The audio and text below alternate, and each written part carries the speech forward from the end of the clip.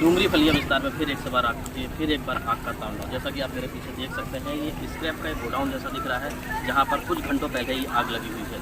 समय अभी लगभग हो रहा है 6:15 बजे और 1 से 1.5 घंटा हो गया इस आग को लगे हुए। फायर ब्रिगेड की हालांकि गाड़ी तो अभी आई थी, लेकिन यहाँ से गाड़ी जा चुकी है।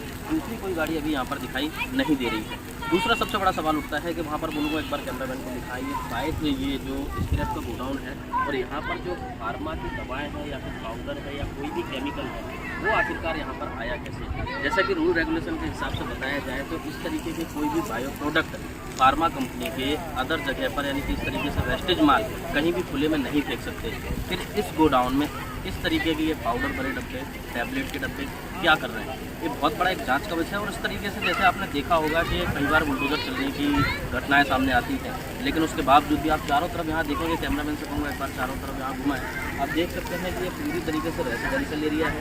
10-10, 12-12 माले की यहाँ पर बिल्डिंग बनी हुई है, हज़ारों लोग यहाँ पर रहते हैं।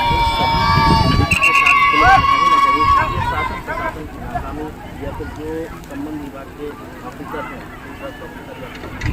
उन सभी के अंडर में ये आता है। और इस तरीके की घटनाओं को नज़रअंदाज किया जाता है, जो कहीं ना कहीं जनमानस की ज़िंदगी के साथ, पर्यावरण के साथ खिलवाड़ करती है। ये जब आग लगी तो लगभग वापी के हर दिशा में इसका धुआं दिखाई दिया।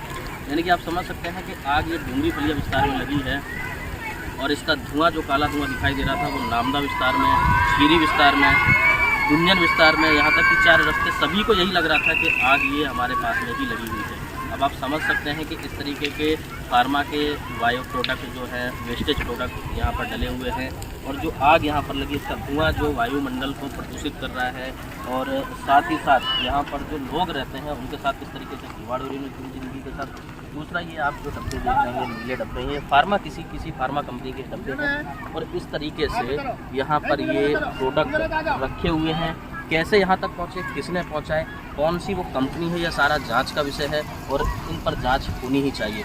साथ ही जिस तरीके से आप देख रहे होंगे कि बुलडोज़र का काम चलता है, कुछ गिनी चुनी जगह पर बुलडोज़र चला दिया जाता है और उसके बाद शांत हो जाते हैं। इन चीज़ों को क्या समझा जाए, जब कहीं किसी एक जगह पर अगर इनलीगल है तो दूसरी जगह पर, जैसे कि रेसिडेंशियल एरिया है, उस जगह पर बुलडोज़र क्यों नहीं चलाया जाता है। खीरी विस्तार में आप देखोगे पूरी तरीके से रेसिडेंशियल एरिया और बीच बीच में स्क्रैप के गोडाउन है। और ये डूंगरी फलिया विस्तार में ये कोई एक पहली घटना नहीं है।